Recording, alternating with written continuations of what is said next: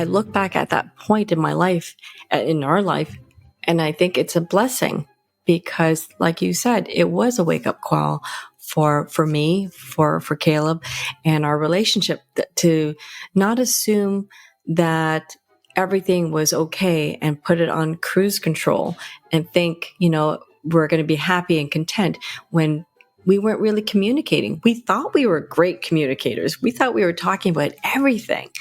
But really, now looking back, we weren't talking about the right things. We weren't talking about the hard things. Welcome to Normalizing Non-Monogamy, the podcast where we interview incredible people from all over the world to hear their personal journeys of self-discovery through the lenses of love, sex, and relationships. Our mission is to show people that they're not alone and to inspire them to embrace their true selves so that together we can open minds and live authentically without shame. We believe everyone's story is powerful and beautiful, yet it's important to remember that everyone does life a little bit differently and that the views and opinions expressed by our guests do not necessarily reflect our own. Additionally, we aren't doctors. Please consult a medical professional for anything regarding your health that you might learn about on the show. Enjoy! Welcome to episode 328. We're Finn and Emma, and today we talk with Kim. She walks us through her journey with her partner, her husband, for the last 8 years in exploring non-monogamy, exploring the swinging lifestyle specifically. And it is a lovely conversation full of ups and downs in their journey and lots of learning experiences as well. I think that's a solid way to say it. I think this is one of my favorite ways that anybody's ever experienced a swinging or sex club for the first time. Yeah, there's quite a story there. I'm pretty excited about this one. And just sort of, as Emma said, how they've moved through this, the ups and downs, the bumps that they've hit and how they've recovered. And then they've gone back into it and made more mistakes and learned from those and evolved. It's a beautiful story of growing together and figuring out how do we meet our own needs while staying within the boundaries and agreements of our relationship, while growing our relationship? It's such a beautiful story. So thank you, Kim, for coming on the show, for sharing your story, and for writing your book, your memoir, The Swinger in the Mirror, for anybody who would love to get a little bit deeper look at this and some more details of some of the lessons and some of the adventures that Kim and her husband Caleb went on. Please check out her book. It came out last fall. It is called The Swinger in the Mirror. There are links in the podcast show notes for you to go and get yourself a copy. Definitely check it out. We have a copy. It is amazing. Yes, definitely go check out her work. As Finn said, they're in the podcast. Links are in the podcast show notes. You can find that over at our website, normalizingnonmonogamy.com. And with that, anyone who is a premium subscriber, we're going to jump right into the interview with Kim now. And for anyone else, you get to listen to our fun announcements. First up, premium subscription. If you're not familiar with this, it's a way to skip these announcements up front, but still get all of the important dates in the outro. To sign up, go to our website, I said it just a minute ago, normalizingnonmonogamy.com, and scroll down on the homepage. You can sign up right there. Also, while you're on our website, up on the top, you'll see a banner advertising and showing you all. Our next virtual meet and greet is going to be on March 7th. We would love for you to mark your calendars now. We just had a virtual meet and greet this past weekend, and it was an incredible time. We met so many fun people. For anyone not familiar, these virtual meet and greets are open to anyone. You just must be open-minded and respectful. They're a great way to come and meet people. We give you a question to talk about, put you in breakout rooms for about 6-7 minutes to discuss that question with whoever's in your breakout room, and then bring you back, scramble the rooms, and repeat for 2 hours. It's a really fun time. So we would absolutely love for you to come join us. Again, sign up right on our website. Next up, we want to remind everybody about our virtual community. We're going to do it a little bit different this week because we have a testimonial from somebody in the community, so you don't have to hear Emma and me talk about it. But for a little bit of context, as you've all probably heard, back in January, we did an in-person retreat in Atlanta, Georgia, and the person who sent this in happened to be able to join us and sent us some feedback on that. We are planning to do another in-person retreat later this summer or maybe early fall out here in the San Francisco Bay Area. So this won't be your last time, or that wasn't your last time to meet people in real life. And so without further ado, I'm going to stop talking. We're going to hand it over to one of our amazing community members to tell you all about their experience. And we will see you in about a minute. Hi, Finn and Emma. I just got back from the community retreat in the Atlanta, Georgia area, and it was a phenomenal weekend. I got to meet so many wonderful people.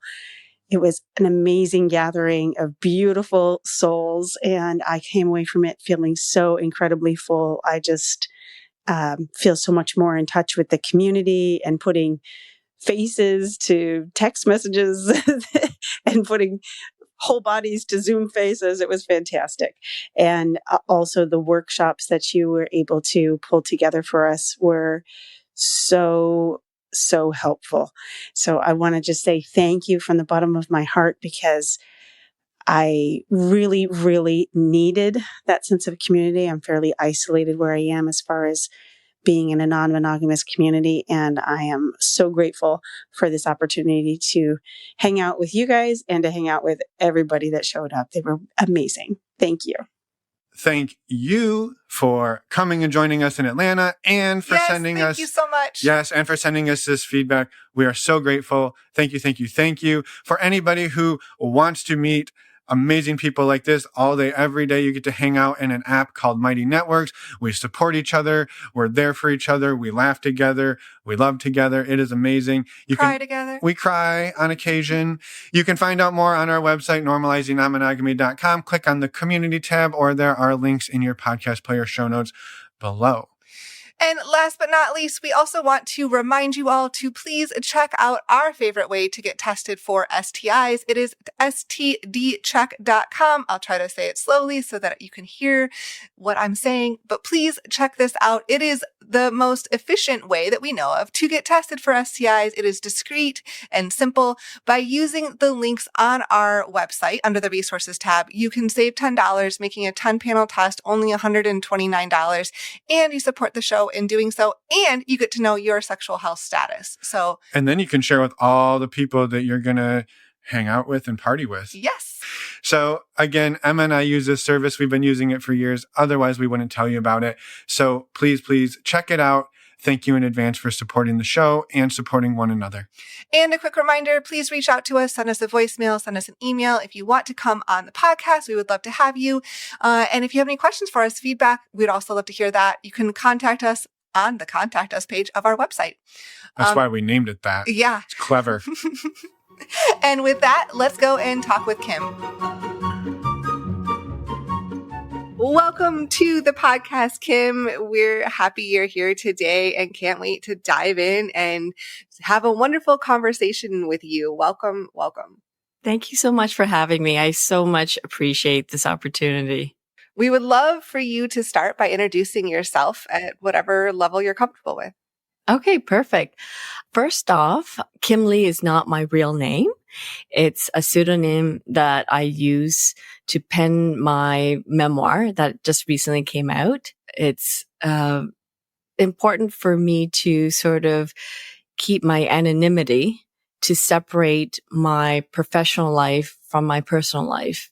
And it's very important because I find that it's two different worlds, two spheres that I don't want to sort of intersect and cross over. And that boundary is really important for the protection of my profession, but also my family as well. So Kim Lee is the name that I go by, just to sort of give you a backdrop of who I am and how did I get into this whole amazing world, non-monogamous world. My husband and I, Caleb, have been married for over 25 years.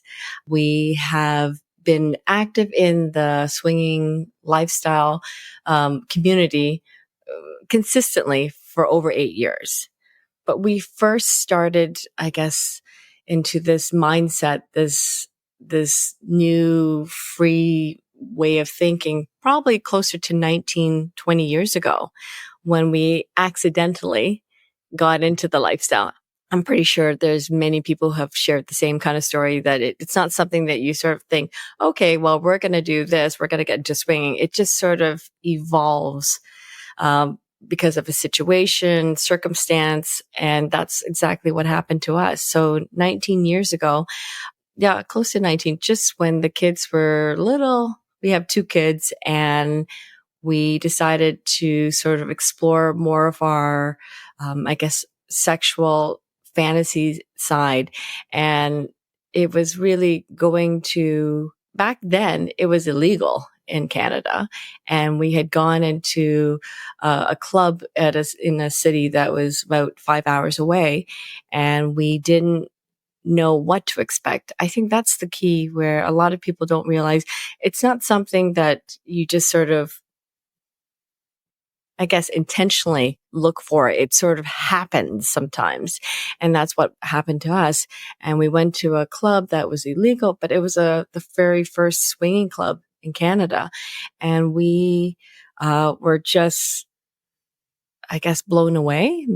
We had no idea what to expect, and we didn't know what to think other than, this is amazing. Like, I didn't even know this world existed. It was sort of like, totally scary, but at the same time exciting that there was something more to offer. And I think that's what really piqued our interest, to say, maybe this is something that we might be interested in. Like, it was something that's not in your mind until it sort of presents itself. And then it makes you start questioning and wonder, are you into this? Or, do you like what you're seeing?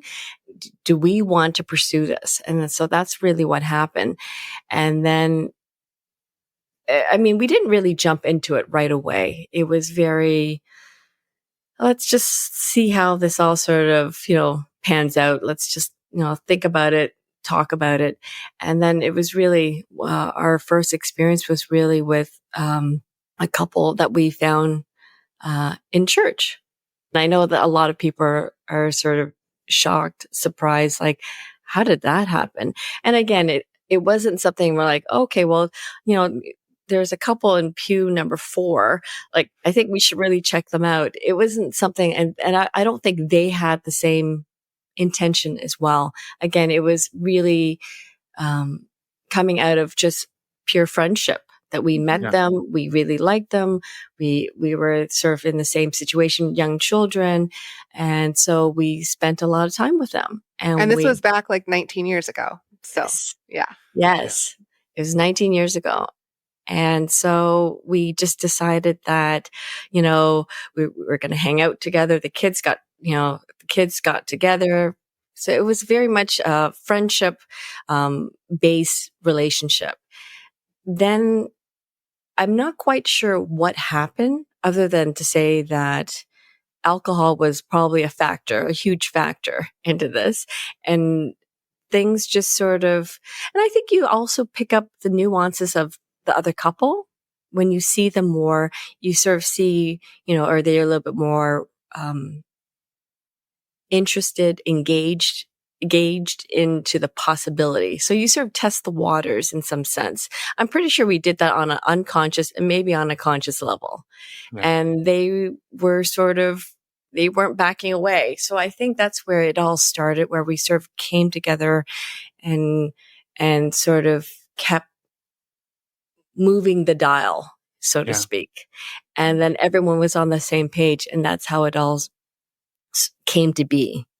Yeah, I appreciate that. Thank you, Kim. And I'm just to clarify, was the time where you and your husband wound up at the club for your first time, was that sort of in response to what sort of happened with this other couple from church? Or what was the lead up to you, like, making the decision, even if you sort of accidentally fell into it, right? There's an intentional decision to get in the car, drive to a club, go in the door, especially if it's illegal and underground. I'm assuming you didn't just like stumble in through the back door of an unmarked building. Actually, we did in some sense, because when we went to the other city, we were just asking the taxi driver, can you just bring us somewhere that's fun, for adults? Like, we had no idea. And really? He said, yeah, so we really had no intentions. It was just like a fun place to go and have some fun. We didn't have the kids. We just wanted to blow off some steam. And so he actually suggested this place. So we had no idea. Really? So your first conversation about swinging was with a taxi driver who took you to a club? Pretty much. Had you and Caleb talked about it at all leading up to that? Like that you'd be No. open or interested? Well, that's a lie because in the sense of, because we didn't know lifestyle and swinging, that was even something that was out there. All Sure. we knew that when we talked in the bedroom was about, fantasy, about, what do you want to do and like those kind of things. So we had those conversations, but in our minds, we had no idea that there was a community, that there was actually a lifestyle out there to even partake in. So to us, we were really stepping into this very naively, Yeah. So exactly, the taxi driver, he brought us somewhere fun that we wanted to go, and that's where he brought us, and that's the beginning of our eyes opening to the possibility. Wow. So wow. Okay. This is amazing because it sounds like you two had communication around interest, desires. You weren't like closed off to exploration, but you hadn't said like, hey, we're going to go seek out experiences with other people. No. And then you get delivered to that.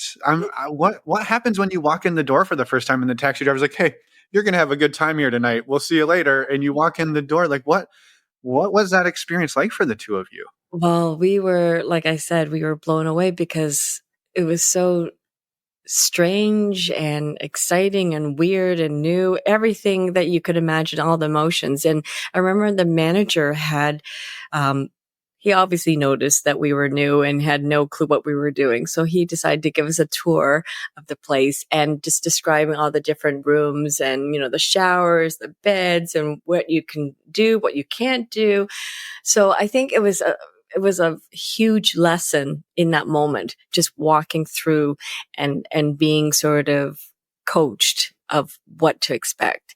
And so I think for us, the experience was eye-opening. It was in some sense, probably amazing because we found a place that actually might allow us to act out our fantasy. Like I said, we didn't know that this place existed. It was like this nirvana, like, and here it actually was right in front of us. And so there was that excitement, but also fear because it had only been talk. It was never action. So now it's like, it's in front of you. Now we have our chance.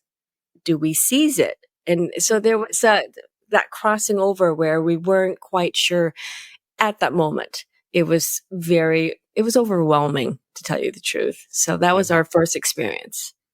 And I love that. I'm just, again, you don't have to go into all the nitty-gritty details, but I'm just curious, that first night, I think a lot of people, right, you'd open that door and you'd go, holy shit, not to, like, even if you were open to it, to be just like, it's happening right now. Mm-hmm. And you two, it seems like you embraced it. You went on a tour. Like, did that night actually like lead to you and him exploring in any way? Or was it just, we're in there, we're talking about it, we now know this exists, we're going to head to church and find our people? Well, not so much in that order, but I mean, that night after, we didn't do anything. We were really just observant and just like a fly on the wall. Like we were there watching everything, learning, and it was intriguing. And when we went back to the hotel, we just talked about it and wanted to sort of, I guess, gauge each other's opinion and view and how we felt. Like, is this what you want to do? Is this what would be good for us? So there was a lot of communication and just a lot of talking about it because it's something we didn't take lightly. We wanted to make sure that we were doing something that was going to be good for both of us and that would be helpful for our relationship and not hurt it. So we wanted to just talk about it. And we did take it very slow. We didn't sort of plunge right into it.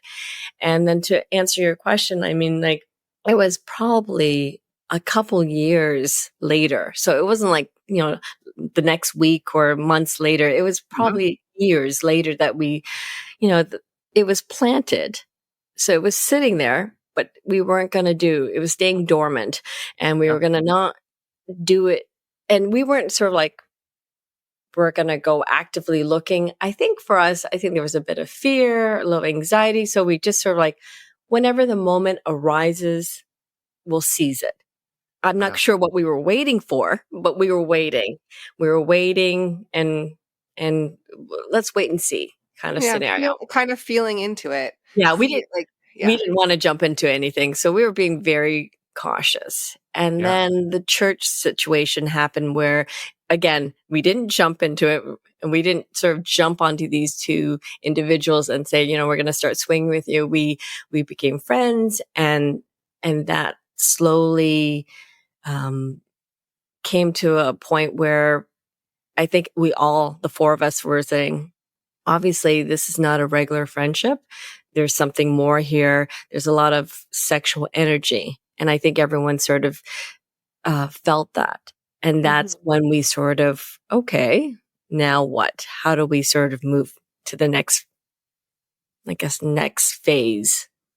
Yeah. Yeah.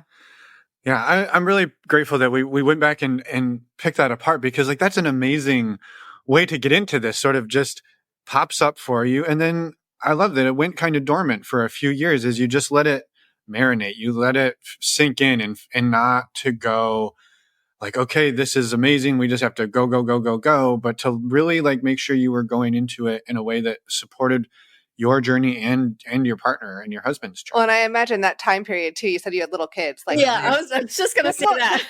There's a lot of life happening. Exactly. There's life outside of the community and lifestyle. There's normal things happening. So I think that's probably another factor why it took some time. We were busy raising our kids, working. And so it wasn't something that was at the forefront of our priorities of life. So again, that's why we just sort of whatever happens, happens. If it happens, but we still had each other. We were still engaging, sexually in the bedroom and with our fantasies. So that continued on. Yeah. And so what happens, you meet this other couple, and it sort of, it sounds like it's sort of a natural evolution of connection and exploration. I mean, I'm curious, how did that one play out, and where did that lead the two of you sort of next steps on your journey?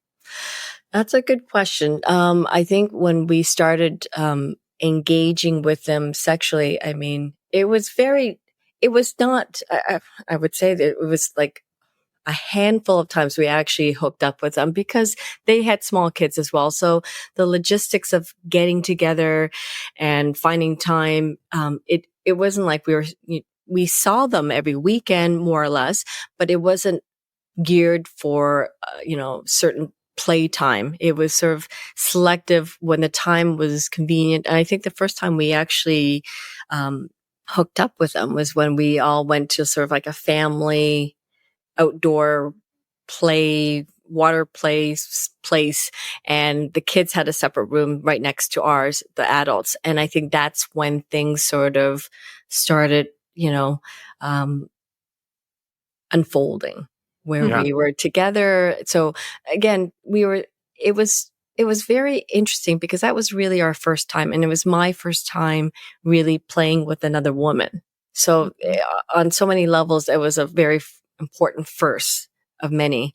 And so it was, I think there was a lot of, it wasn't smooth in the sense because when you're starting something that you've never tried before, there's a lot of anxiety and you're not sure if the other person's feeling the same way. So it's like four people with their own heads, and everyone has certain thoughts in the moment, that is, and you're not communicating, or you should be communicating with each other, but it's not, a lot of time nothing's spoken. So everyone's in their own head trying to figure, is that person okay? Do they want me to initiate or try? So I think there was a lot of figuring out that first time. Yeah. And so, and it was weird also because, like I said, it's one thing to fantasize. It's another thing to actually actualize it. And so here I was actually finally with another man, and he was with another woman. And that was our first time. So I think that was at first like different, but at the same time, it was really exciting because this is what we were talking about when we had, when we were, in our sex talk. It was like, oh, I want to see you with another person and this, and here it's actually happening. So it was really important for us. One of our, I guess, our rules is that we wanted to stay in the same space. We wanted to be able to be voyeurs and watch each other. That's what gave us pleasure, to sort of see each other be with someone else. And that gave us, that aroused us. And so we were all together. But I think over time, whether it was because the other couple, they had certain needs where they didn't want to stay in the same room. They didn't have the same parameters that we did. So it was sort of like we went into separate rooms, and then it sort of changed the dynamic, definitely changed the dynamic, where I wasn't able to see Caleb. He wasn't able to see me. And now we're sort of separated. So everything was very new, trying to figure out what's working for us, what's not working for us. Mm-hmm. Yeah. Mm-hmm. I just, for myself, like I think about that time as like an exciting place, right? It's scary, but it's exciting because it's, like you said, you're actualizing all of the fantasies that you two have talked about, but there's the push pull there. There's, wow, this is so exciting, but holy shit, it's also maybe a little bit scary or anxiety inducing to think about, okay, well, now you're going to leave the room, or this might happen, or we're going to start pushing what are already maybe some boundaries and limitations that most people don't ever go to. Absolutely. And I think that was where Caleb and I were trying to figure out, is this a healthy part of our life? Is this something that we want to keep in our life, that it's actually giving rise to a healthier, stronger connection between the two of us? Or is it going to make it more muddled? Where it's like, where you start questioning things. And so I think when you're with your partner, things can go awry just even with you talking to your partner. And then you add two other people in, and that really can get things even more complicated, because their expectations and what they want to do may not, sit well with what you want to do as a couple. And then it's trying to sort of navigate that whole relationship, that foursome that you have. And at the time, like I said, we weren't going to the swinging clubs or anything like it. It was just this particular. So this was a monogamous foursome that we had. And we thought at first, oh, this is, good. This is great. But we started to realize over time, there's some not so good parts about that type of relationship, because it brings up a whole host of different issues in the relationship. Yes, there's fun and sex and this and that, but there's other aspects that aren't so fun. And what were some of those that came up for the two of you, and then I guess the four of you, and where did that take you and Caleb? Because I guess I kind of see this evolution of, I mean, we had a similar one, right? We don't know what we don't know, and we just learn as we go. We learned a little bit when we went to the first club. We learned a little bit when we met those first people. We learned a little bit the first time we went into separate rooms. And so we're just always learning. And there's so little out there, especially 20 years ago, about how to do this. No, it's true. I mean, this first couple, what we came to realize that it became very much about their needs and what they wanted. And I think Kayla and I, we got sort of lost in what we needed to do to protect our relationship.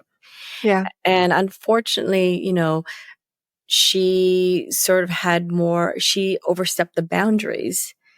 And that's something that we probably should have had as a four of us sitting down and saying, what are your expectations? What are your boundaries? What is okay and what's not okay?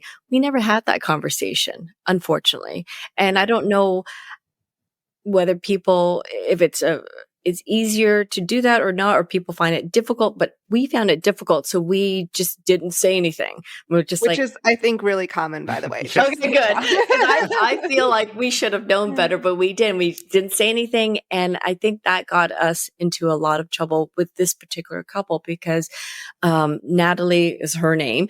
And so Steve and Natalie, she had certain expectations of her relationship with Caleb.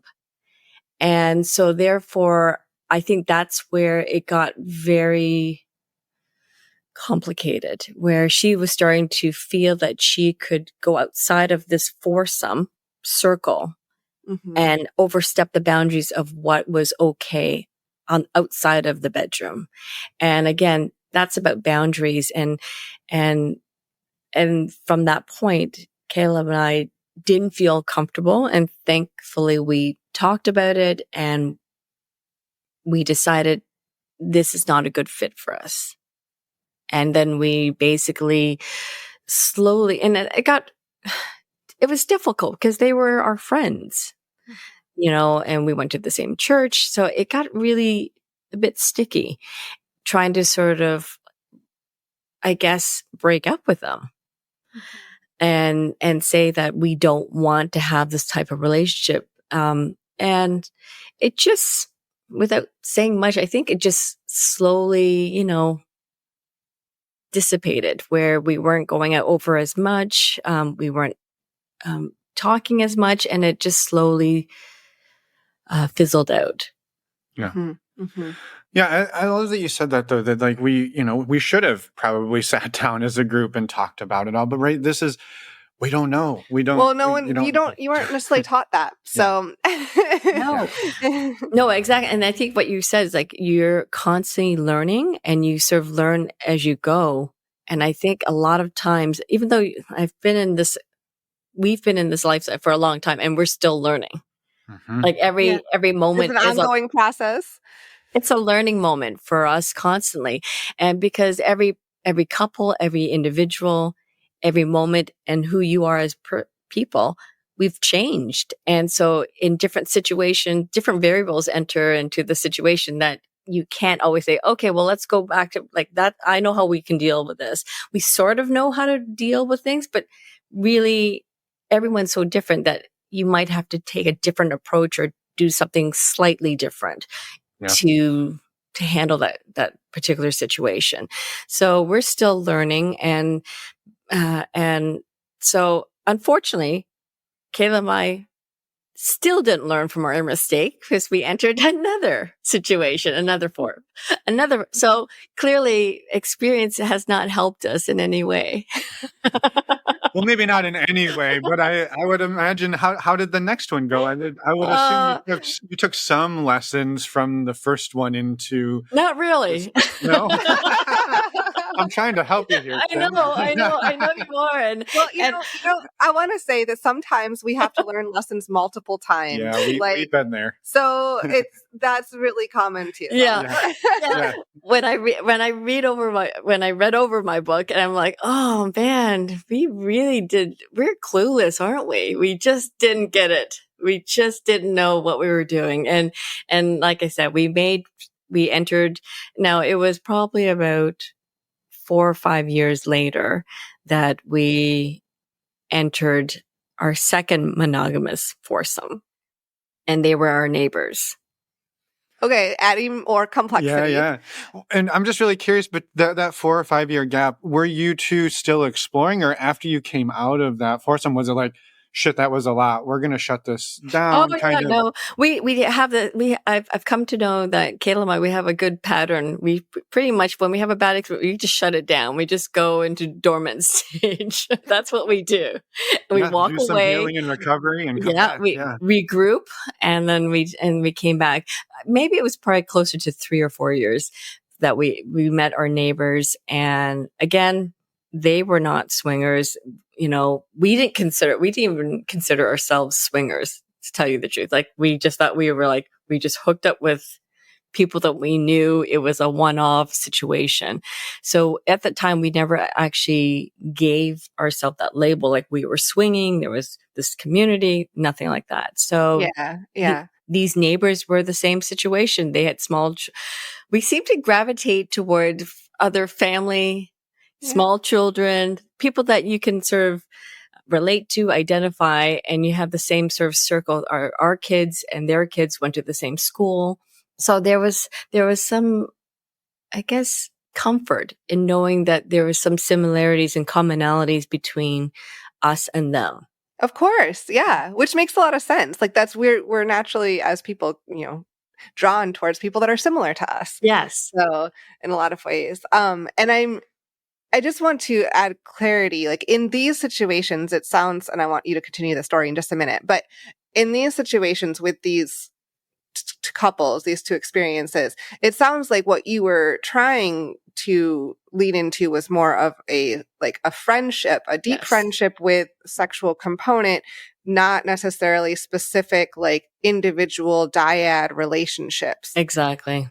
But there's a fine line. And that's what it sounds like got you to in a little bit of, was hard for the first one. And I imagine this might be coming for the second one as well. No, absolutely. I think you nailed it, that we really were seeking out a social bonding with our people that were in our circle, whether it was in church, in our neighborhoods. We wanted to actually have that social. That was really important for Caleb and I. We've always said, and to this day, social is a very important part, if not more important than the sex for us. I find that we relate more to the people that we actually have something in common, that we want to hang with them. We want to talk to them. We actually like you guys, not just the sex. It's really about, liking the individual, to say, you know what, you guys are really cool to hang out with and you have lots to offer us. Like whether it's in conversation, in experiences, that's really what. And so when we were going into these two monogamous relationships, that's exactly what we wanted to have, was to have that social, that connection.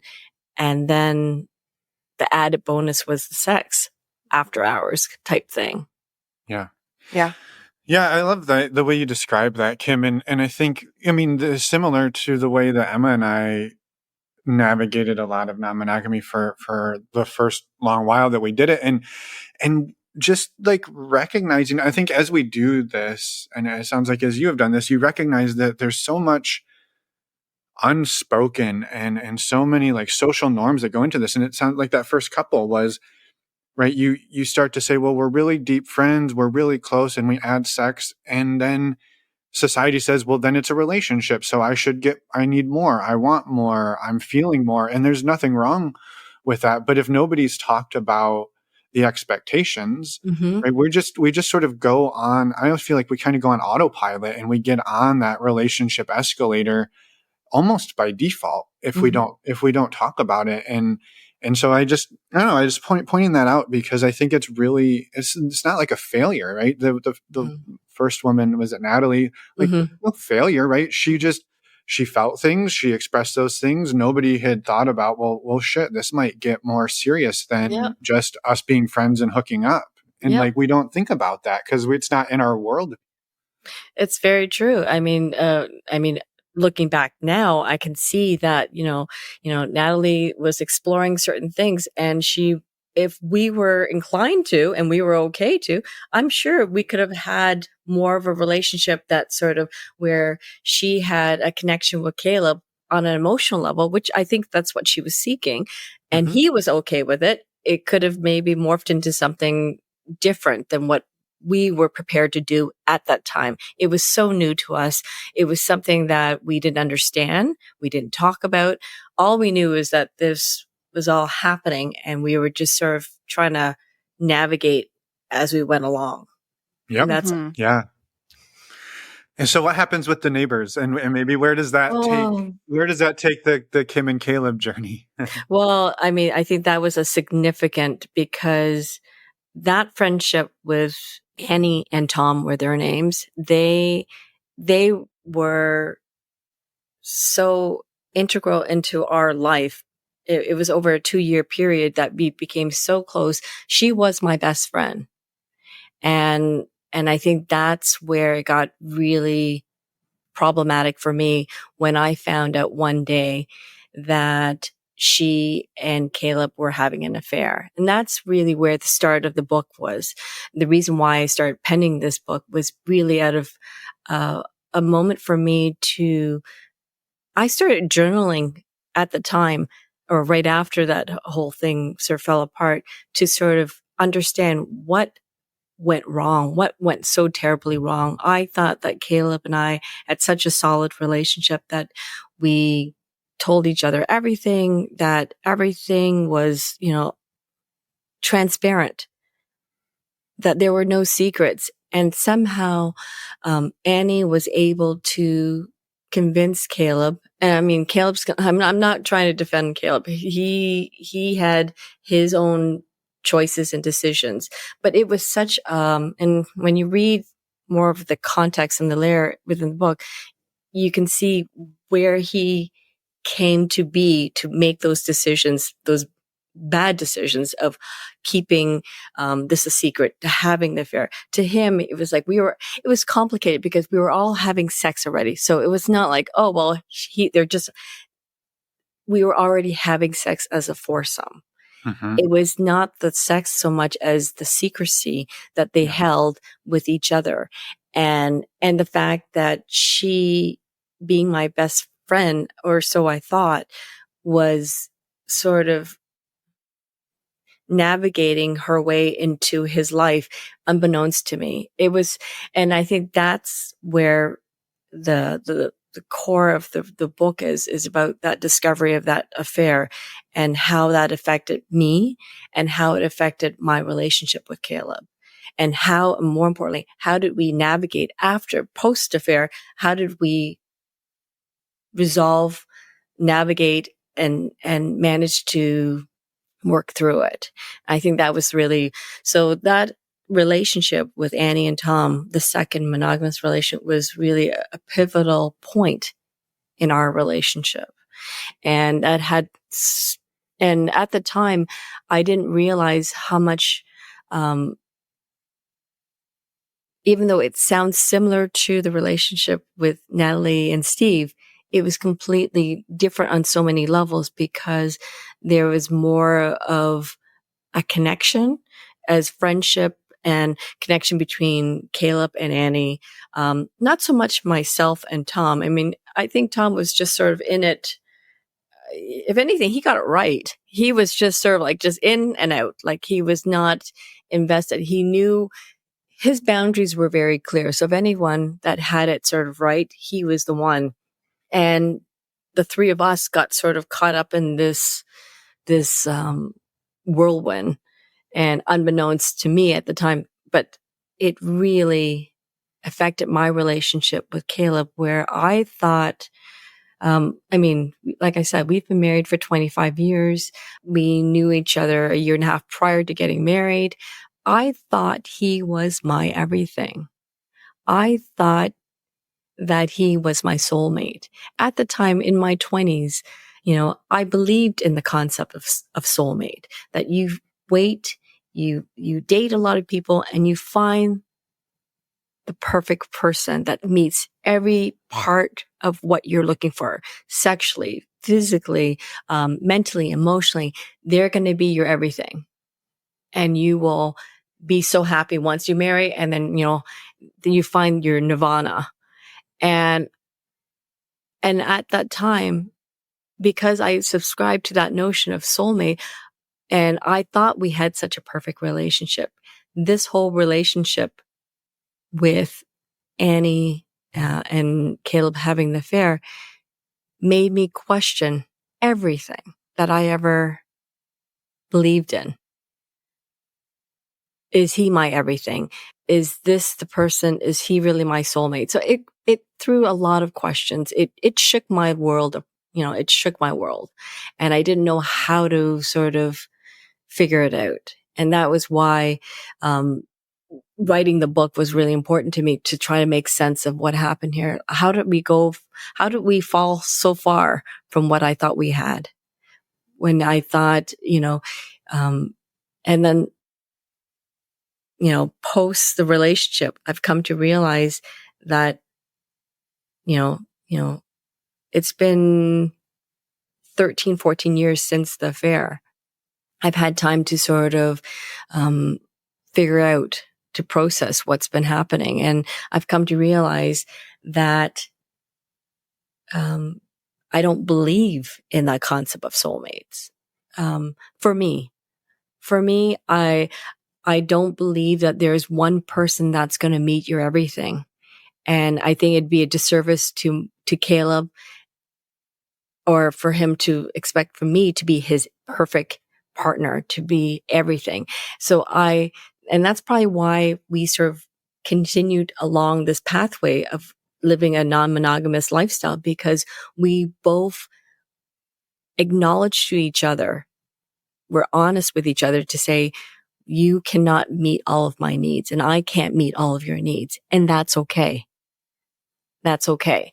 And that's part of our growth and our learning as we continue to navigate through life, and with each other in each other's life. So I think that's why it was important to sort of understand that we need to figure out our shit. We need to figure out what we need from each other. I needed certain things from Caleb that he didn't deliver. And maybe I didn't deliver certain things to him. So we're trying to still figure that out. And that's why I love where we're at now, and we're still evolving. I'm pretty sure there's certain things I'm feeling now that, I didn't feel 13 years ago. So I'm changing. He's changing. Our needs are changing. So we're trying to figure out, do our needs still align? That we want to navigate this together, or is it so far apart that it's not working for each other, that we're not individually happy? So those are always questions that, we're having an honest conversation about, because it's important. Like, are we still on the same boat, or are we sort of diverging in some ways? And if we are, do we want to keep that on that path, or do we want to try to bring it back closer together, because that's what we as a couple want? Yeah. That's beautiful, Kim. And I think I think what I gather out of this, and what stood out to me, is almost this, lack of a better term, like a wake up call, right? That I think so many people live in this world of just assuming, right? Emma and I got married, so I assume she and I want everything together. We will be together forever. She will, we just make assumption after assumption after assumption. And all of your assumptions got completely stripped away and blown away. And now you two have to look at your partnership and go, well, what is it that we really want? Where do we really fit? How do we really want to move forward together? Do we? And it sounds like you are, but you don't just take it for granted anymore, that there are questions you're asking yourselves, there are questions you're asking each other. Yep. And you don't just slip into autopilot and just assume everything I want, he wants, everything, my partner wants, I want, because we go years and years where we just assume, but maybe our paths have diverted, but we didn't know. No, absolutely. And back during that, 13 years ago, when this happened, when the affair sort of, came to light, I mean, obviously it was devastating for me. And I was in a really bad place. Now, moving where I'm at now, I look back at that point in my life, in our life, and I think it's a blessing, because like you said, it was a wake up call for me, for Caleb, and our relationship, to not assume that everything was okay and put it on cruise control and think, we're going to be happy and content, when we weren't really communicating. We thought we were great communicators. We thought we were talking about everything. But really, now looking back, we weren't talking about the right things. We weren't talking about the hard things and going there. And I think that was the problem. And because of our lack of communication about the right things, that landed us in that situation. And so now that I look back, like I said, it was a difficult time, but at the same time, it really did open my eyes to say, you know what, if we want to continue on this journey together, we need to really start talking more honestly about what we're feeling, thinking, what you want, what I want, what's okay, what's not okay. And then we might have a chance at keeping this relationship alive and healthy and wonderful. But if we don't talk, I think that's the end. And, part of the whole swinging community, lifestyle, I would say is, I don't think if we were living a monogamous lifestyle that certain aspects would have been spoken about. I think being in the lifestyle, you have to literally trump communication skills. You really have to it escalates. It's you have to be so much better at communicating when you're in the lifestyle or in a non-monogamous relationship, because so many things could come into the situation that could just kill your relationship. So communication has to be above par, it has to be there. And I think that's why, in some sense, I think the lifestyle, it has been helpful for our relationship, because it forced us to talk more and to talk about the things that we need to be, that forced us to talk about the things that we were afraid to talk about. Yeah. Mm-hmm. And I would offer too, some of those things that you were probably afraid to talk about, you didn't even know needed to be talked about, or didn't even know were there. And I think that's what's so, you said we're great. We were great communicators, or we Mm-hmm. thought we were. Mm-hmm. And I can't tell you the number of times Emma and I said that over the last decade. We're like, we've got this communication thing figured out. Yeah. Exactly. And we did for the path we were on. Yeah. Sort of. Yes. Yeah. And once we really dug into it, it exposed a lot of gaps in that then you're like, oh, we didn't know. We didn't know. Yeah. It just demonstrates how each of us and people in general grow and change over time. And you look back and you're like, oh, that was a learning experience. How did I not know? And that was learning experience. And that was learning experience. Yeah. There's a lot of learning. And there's a lot of learning experience and painful ones at that. And so going back to that whole concept for me of soulmate, I've actually had spoken to someone in the past where he actually mentioned the term soul encounters. And it really resonated with me, because his definition of soul encounters was that you will meet so many people in your lifetime that have such an impact, a significant impact, and touch you in a way that you've never been touched, where it allows you to learn from them. It gives you invaluable lessons and satisfies a lot of your needs, or maybe all of your needs. You'll meet a number of these soul encounters throughout your life. And I believe that if I'm not going to say that Caleb is my soulmate, I'm going to say he's one of the most significant soul encounters of my life, because he has taught me so much. And I would hope I've taught him a lot as well along our journey together. And so I love the fact that in the non-monogamous community, you're meeting such amazing, different, interesting people that add so much to your life that you would not have otherwise had that opportunity to learn. And that's why I love where we're at, because we're continuing to meet different people that add more to us as a couple, but also individually.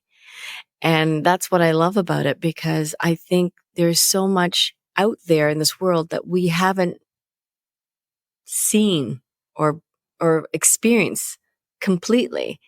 And it's still to be discovered. And that's what I love about meeting new people, because they could be your next soul encounter. Yeah. Yeah. I love that term. Yeah. Thank you for sharing that. I love what you shared. And thank you. That was I agree. That's a beautiful term and a beautiful way to look at interactions and connections and relationships. Yeah. I appreciate you sharing. Yeah. And I think when you use the word soulmates, it puts a lot of burden on each other to have that expectation that you're going to meet your partner's every wants and needs. It's a lot to shoulder, really. And by us releasing that, it allowed us to say, you know what? It's okay. You're not going to meet all of my sexual needs. You're not going to meet all of my emotional needs. And that's okay. I still want to be with you. I choose to be with you, but there are other people that can sort of fill in the parts that you might want at that moment in time. And so it just adds to it. It doesn't take away from your relationship. It just adds to you, which then completes your relationship with your partner. And so that's why I believe that it's important not to put so much expectation on one person, because it just sets you up for disappointment, in my opinion. Yeah. A lot of disappointment, because then everyone has a certain expectation of each other that maybe that's not realistic. Yeah. Totally. I'm curious, Kim, where you and Caleb, I mean, you've sort of talked about how your mindset has shifted a little bit and your expectations and how these dynamics really influenced where you two took things. Where are you today, sort of, in how you two navigate the world of non-monogamy? Like, I picked up that maybe you're a little more open to, hey, this person, and maybe you meet a couple, but like two of you have a little more than two other of you. And maybe there's a little more room in there than there was, 15, 20 years ago. Yeah, just to clarify, like you shared at the beginning, the last 8 years or so, you've been much more active in the swinging lifestyle. So yeah, that evolution, I'm really curious about too, where you're at. Yeah. So, I mean, right now we are, very active in the swinging community. We are still, I think for us, and it's constantly evolving, because Caleb's not me, I'm not him. So we're two different people with different needs. So it's a balancing act of trying to compromise and share in the same experience and get what you need from that experience, And so that's where I'm navigating with Caleb, where, we have made certain guidelines, like, we don't want to have, a threesome. That's not something that we want to have, but that could change next week. I don't know. So it's sort of like we're sort of figuring out, we've done like we have different couples that we, not our Rolodex, the ones that we choose to sort of want to hang with on a consistent basis because we really connect with them. Yeah. And so we have those partners, but for the most part, it's sort of like, we go to the clubs, we are together, we're still very much into being in the same room because we like that whole voyeur, watching each other, pleasuring someone else.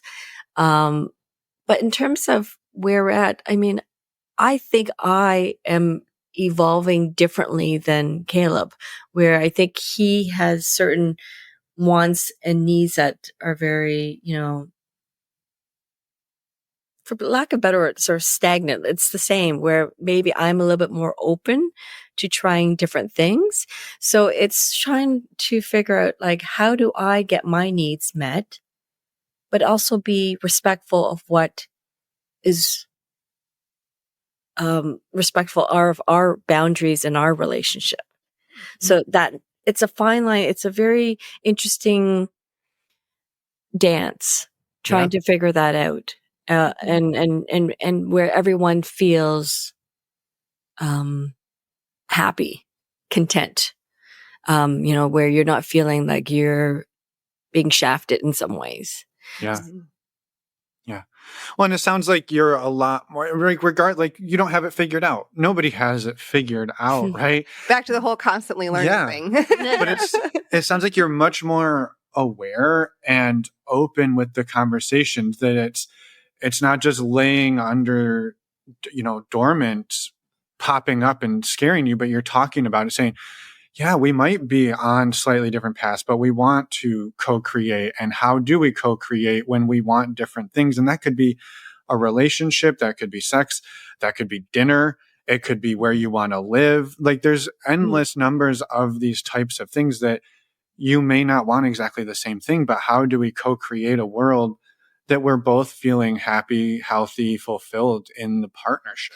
Absolutely. Because if you don't have that conversation, you might as well be doing things separately, where you get to do what you want and she gets to do what she wants. You know what I mean? So it's important to have that compromise and respect of each other and what you want in this relationship, or else it doesn't work. Yeah. Yeah. I would love to go back. I want to give you a chance to talk about your book a little bit more, but there is one part that I would really love to talk about, because I've been sitting here thinking if we've had this exact dynamic on the show, and I don't think we have. We've had people who got into non-monogamy because of an infidelity. Somebody cheated and they were like, well, we don't want to throw away the marriage. Let's open it up. Or we don't want to throw away the partnership. Right. Let's figure out how. But I don't know that we've had we opened up, we were open, and there was some element of an infidelity or an affair within the open relationship. And then to continue that and to restructure it and to keep going, because I could see you made the comment, like, when shit goes wrong, we just shut it down and run away. But this one, it sounds like you faced it sort of head on and said, okay, this blew up in a different way. What are we actually going to do? And you didn't run away, but I think that takes a lot of courage to keep moving forward and rebuild the trust, to say, we're going to keep playing in this theoretically really dangerous pool where there is lots of opportunities for this type of thing to happen if it's not there. Yeah. And you kept doing it. Yeah. Honestly, after the affair blew up, we took definitely a longer period of time away from the lifestyle. We needed to focus on rebuilding us, if there was an us. We wanted to protect ourselves and our relationship and try to figure out what went wrong and how can we avoid making the same mistake. So we needed some time to really go through all of that. And, with the help of therapy, couples counseling, we were able to sort of really break down. And the affair was the catalyst, but if we peeled back the layers, it was not just the affair. It dug deeper because it triggered other things in my relationship with, my father and how I was transferring it to Caleb. So there was a lot of stuff that was needed to be unpacked. And so we needed the time away to do all of that, to figure out, each other, our relationship, and if we are going to forge ahead together or separately. And so when we did come on the other end and realize we wanted to stay together, we wanted to put in the work, we knew it was going to be a heck of a lot of work to try to remedy things. But we wanted to give it a try. And when we did, after we, things sort of, the dust settled, one thing that we came to realize was that the lifestyle and living a non-monogamous life was very much a part of us and our relationship. That wasn't the cause of our problems.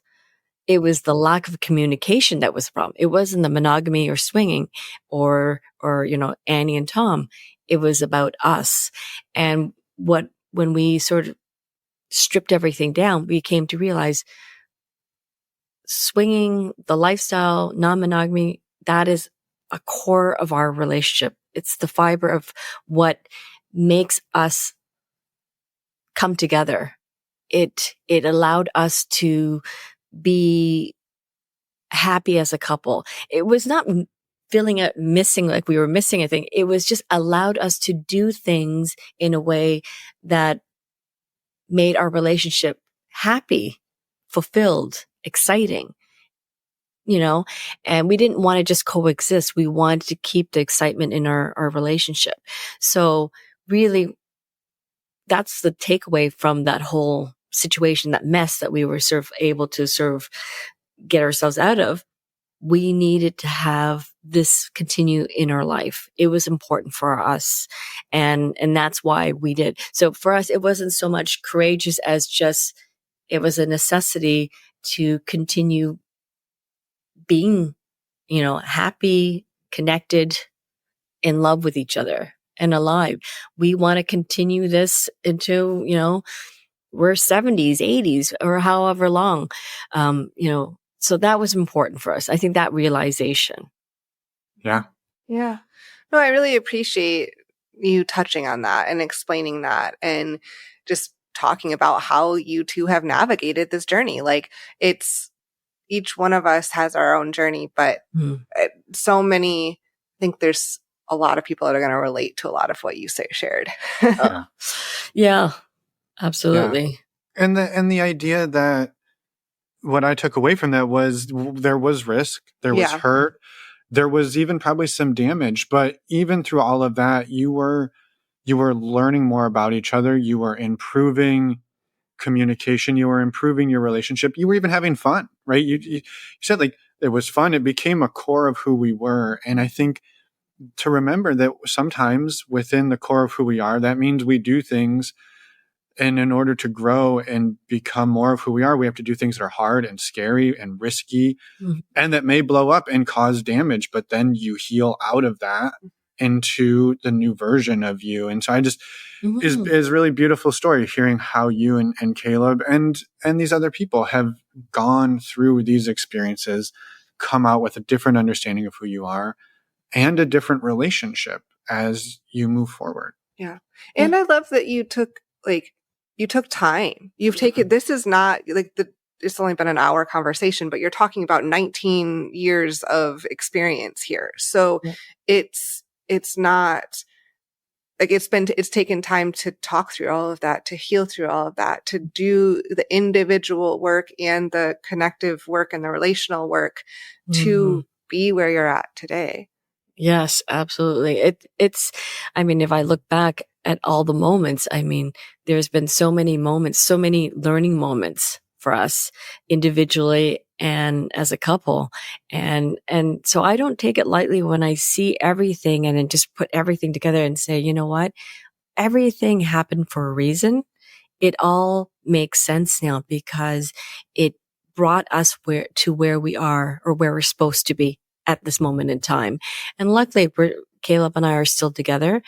It could have not ended that way, but luckily it is where we feel, stronger.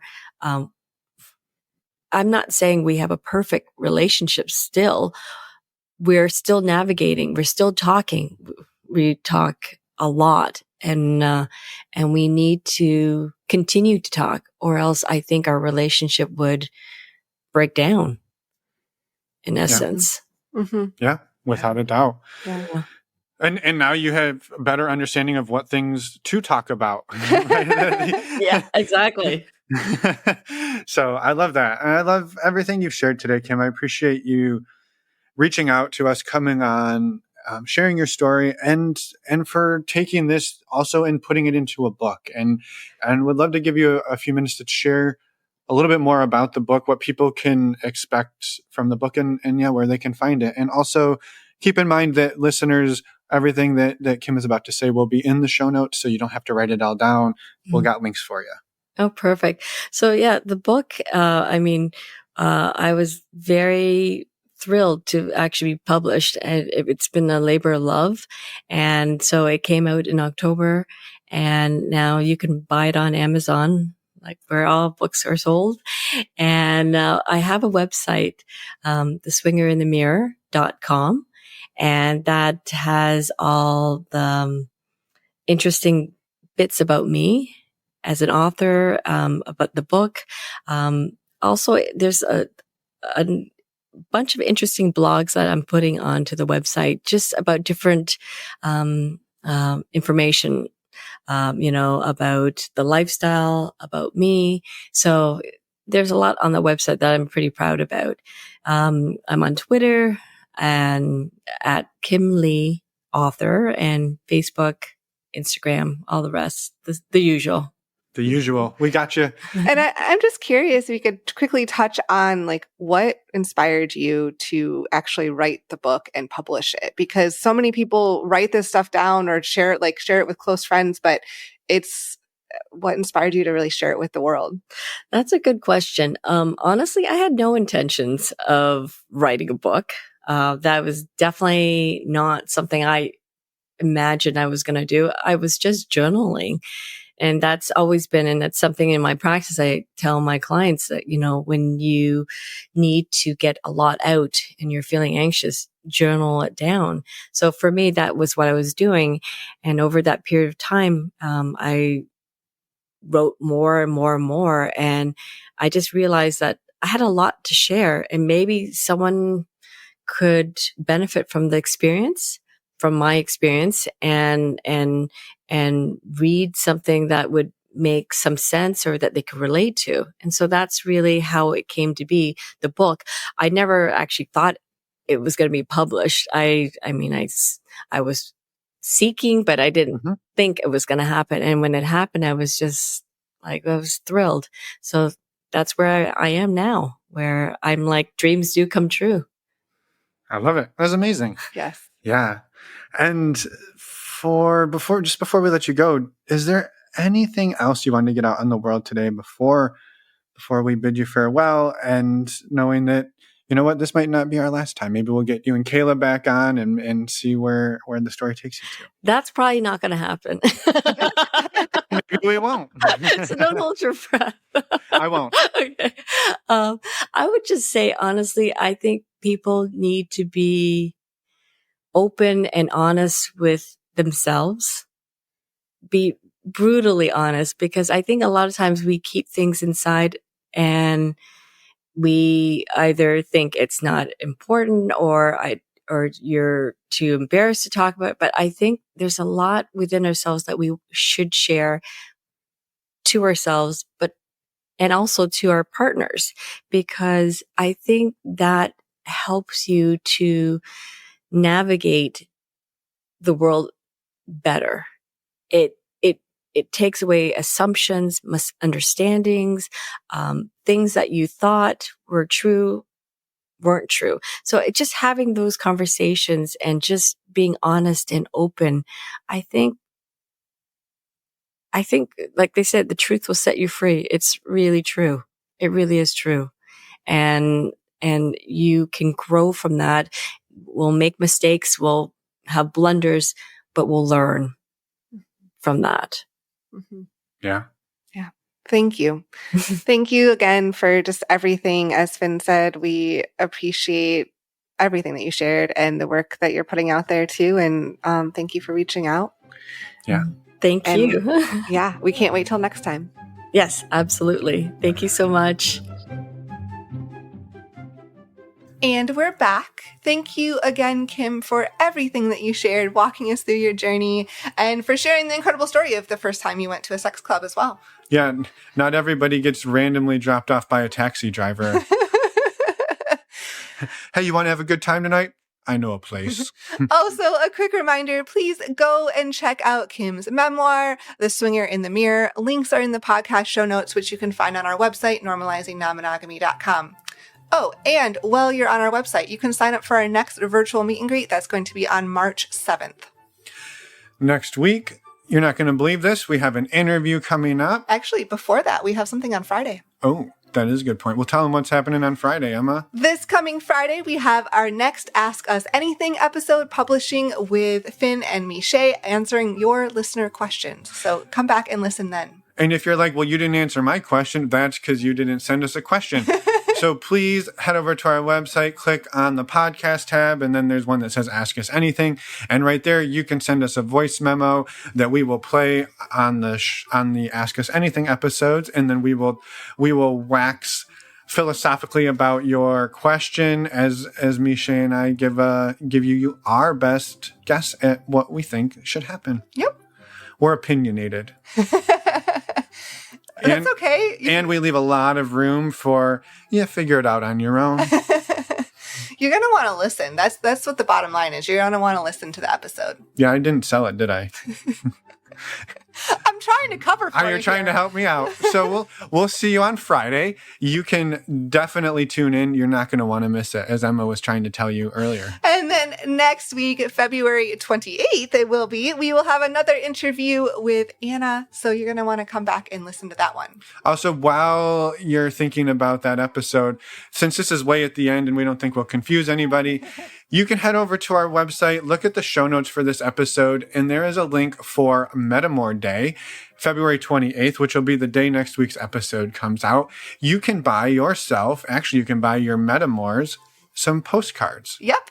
And there is more information about those postcards, again, at the links in our show notes. This is a collaboration we're doing with Bloom, the Bloom community app. And our guest next week is actually the creator, the artist who created these cards.